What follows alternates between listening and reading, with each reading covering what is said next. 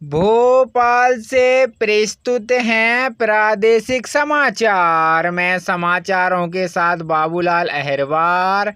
अब समाचार विस्तार से। तो मध्य प्रदेश के 14 जिलों के आसमान पर अचानक काफी घने बादल आ गए हैं। इसके कारण 6 जिलों में घनघोर वर्षा के कारण बाढ़ का खतरा और 8 जिलों में मूसलाधार बारिश के कारण निचले का इलाकों में जल भराव का खतरा पैदा हो गया है। मौसम विभाग ने 6 जिलों के रेड अलर्ट जारी किया है। कलेक्टर, एसपी और आपदा नियंत्रण टीएमओ को अलर्ट रहने पर कहा है। वहीं सीहोर, देवास, उज्जैन, इंदौर, खंडवा और झाबुआ जिले के लिए रेड अलर्ट जारी किया है। भारत मौसम विज्ञान विभाग ने सैटेलाइट द्वारा मध्य प्रदेश में लाडली बहना योजना के अंतर्गत अभी तक महिलाओं के खाते में 14वीं किस्त की 1250 रुपये की राशि ट्रांसफर कर दी गई है। इसके बाद महिलाओं को 15वीं किस्त जारी होने का इंतजार कर रहे हैं। लाडली बहना योजना पहले और दूसरे चरण के लिए आवेदन की प्रक्रिया को पूरा कर लिया है, जिसके बाद अब लाभार्थी महिलाओं को इस योजना का लाभ हर महीने दिया जा रहा है। रक्षाबंधन पर लाडली बहनों के लिए बड़ा उपहार। रक्षाबंधन पर लाडली बहनों के लिए उपहार मिलने वाला है। तो आप सभी को बता दें कि उम्मीद के अनुसार बताया जा रहा है कि रक्षाबंधन पर लाडली बहना योजना की किस्त में 250 रुपये की और बढ़ोतरी करके इसे 1500 रुपये किया जा सकता है। केंद्र की नरेंद्र मोदी सरकार द्वारा गरीब किसानों की प्रधानमंत्री किसान सम्मान निधि योजना शुरू की है। इससे प्रदेश के लाखों किसान लाभ नहीं ले पा रहे। किसान अब तक ई केवाईसी नहीं करवा पाए हैं। इसके लिए वे योजना का लाभ नहीं उठा पा रहे हैं। जब तक वह अपने बैंक खाते की ई केवाईसी नहीं करवा लेते हैं, उन्हें योजना का लाभ नहीं मिल पाएगा। दरअसल प्रदेश में लगभग 6,34,186 किसानों की ई केवाईसी लंबित है। यह वे किसान हैं जिनको पीएम किसान सम्मान निधि के तहत पंजीकृत किया गया है। अब सरकार ने इन किसानों की नई ई केवाईसी का लक्ष्य तय किया है।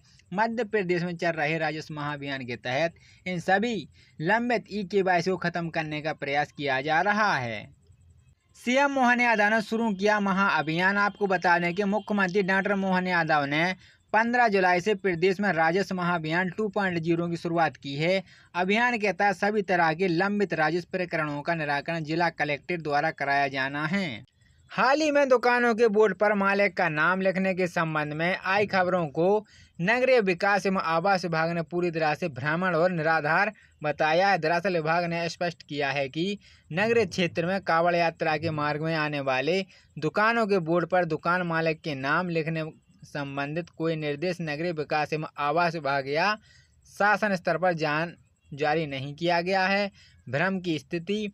दरअसल विभाग के अनुसार कुछ नगरीय विभागों को इस प्रकार की खबरें आ रही थी कि वहां कांवड़ यात्रियों के मार्ग पर आने वाले दुकानों पर दुकान का मालिक का नाम अनिवार्य रूप से लिखवाने के निर्देश दिए गए हैं। इस भ्रम की स्थिति देखते हुए विभाग ने समस्त नगरीय निकायों को स्पष्ट निर्देश किए हैं कि इस तरह की भ्रामक खबरें से दूर रहें, किसी तरह का गलत निर्देश जारी ना करें। मध्य प्रदेश के रीवा जिले से मनगांव थाना क्षेत्र में गगेऊ चौकी के ग्राम हिनौता में एक गंभीर घटना सामने आई है। यहां जमीनी विवाद के चलते जबरन सड़क निर्माण के विरोध में 2 महिलाओं की जान खतरे में पड़ गई। बताया जा रहा है दोनों महिलाएं ममता पांडे पति जीवेश कुमार पांडे और आशा पांडे पति शिवेश कुमार पांडे पट्टी की जमीन पर जबरन सड़क निर्माण के लिए दबंगों द्वारा मुरम डाला जा रहा था। सड़क निर्माण कार्यों के विरोध में इन महिलाओं ने जब आवाज उठाई तो उन पर हाइवा से मुरम डालकर जानलेवा हमला किया गया। इस घटना का एक वीडियो भी सामने आया जिसमें महिला मुरम में दबी हुई नजर आ रही है। महिला का बयान। महिला का कहना है कि यह मुरम उनके पट्टे की जमीन पर डाला जा रहा था, जिसका उन्होंने विरोध किया। उनका आरोप है कि इस विरोध के दौरान कई लोगों ने मिलकर उनके साथ मारपीट की और जान से मारने के इरादे से उनके ऊपर मुरम डाल दिया। इस घटना में 2 महिलाएं मुरम के नीचे दब गईं। महिलाओं ने बताया कि इस जानलेवा हमले के बाद उनकी जान बाल बाल बची है। 1 करोड़ केंद्रीय कर्मचारी और पेंशनरों के लिए खुशखबरी है। रक्षाबंधन से पहले एक बार फिर महंगाई भत्ता बढ़ाने की उम्मीद है। यह अनुमान श्रम मंत्रालय के द्वारा एआईसीपी इंडेक्स के 6 आंकड़ों के आधार पर लगाया गया है। संभावना है कि जनवरी की तरह जुलाई में भी डीए में 4% की वृद्धि हो सकती है, जिसके बाद डीए 50% से बढ़कर 54% पहुंच सकता है। इसका ऐलान अगस्त सितंबर में हो सकता है। हालांकि अभी अधिकारिक पुष्टि होना बाकी है।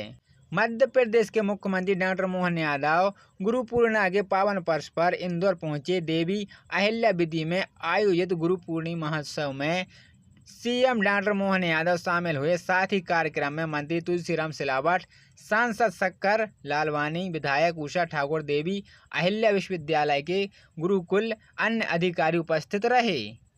अखिल भारतीय आयुर्विज्ञान संस्थान एम्स देवघर से विभिन्न विभागों में सीधी भर्ती के आधार पर विभिन्न संकायों के लिए अधिसूचना जारी की है। इस परीक्षा के मध्य से एम्स देवघर में प्रोफेसर, अतिरिक्त प्रोफेसर, एसोसिएशन प्रोफेसर और सहायक प्रोफेसर के पदों को भरा गया है।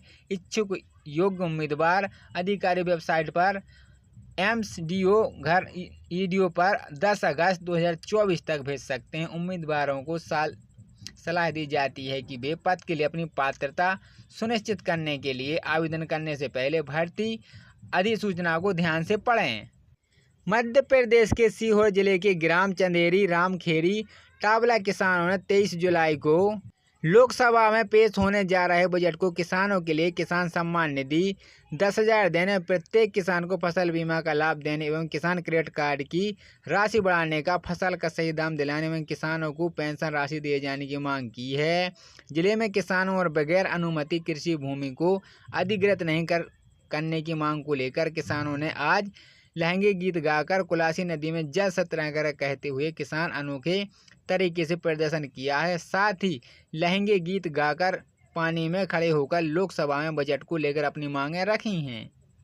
इंदौर पहुंचे बैंक ऑफ इंडिया के प्रबंधक निर्देशक रजनीश कर्नाटक ने बैंक खाते में पैसे की कमी को लेकर अपनी चिंता व्यक्त की है।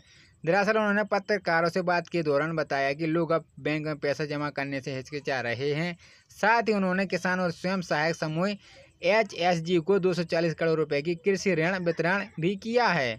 हरियाणा कर्मचारी चयन आयोग ने 1296 पदों पर भर्ती 2024 को निकाली है। अकाउंटेंशन अब डिवीजन, क्लर्क अकाउंट, सर्टिटेंट, सीनियर ऑडिटर समेत ग्रुप सी के कई पदों पर भर्ती होगी। चयनित उम्मीदवारों की नियुक्ति राज्य के विभिन्न विभागों में होगी। आवेदन प्रक्रिया 21 जुलाई यानी आज से शुरू हो चुकी है। इच्छुक और योग्यदार उम्मीदवार 31 जुलाई 2024 तक आवेदन कर सकते हैं। इस संबंध में HSHC ने नोटिफिकेशन जारी किए हैं। योग्यता और आयु सीमा विभिन्न पदों के लिए योग्यता अलग अलग निर्धारित की गई है। 12वीं से लेकर पोस्ट ग्रेजुएटी के उम्मीदवार आवेदन कर सकते हैं। सभी पदों के लिए उम्मीदवारों का 10वीं में हिंदी संस्कृत किसी एक विषय पर पढ़ना अनिवार्य होगा। नहीं करने पर 1500 उपभोक्ताओं का कनेक्शन काटा जाएगा। केस्टकों की 1,56,000 स्मार्ट प्रीपेड मीटर उपभोक्ता केस्को ने ऑनलाइन बिलिंग सिस्टम का अपग्रेड करके Uttar Pradesh power corporation limited यानी UPSC के प्लेटफॉर्म से जुड़ने से स्मार्ट प्रीपेड, स्मार्ट पोस्टपेड व पोस्टपेड मीटर के उपभोक्ता बिल नहीं जमा कर पा रहे थे। तकनीकी शिकायतों को दूर करके केस्को ने उपभोक्ताओं के बिलों में सुधार कराया गया बिल का संशोधन। उपभोक्ताओं की शिकायत पर बिल संशोधन भी कराया गया है।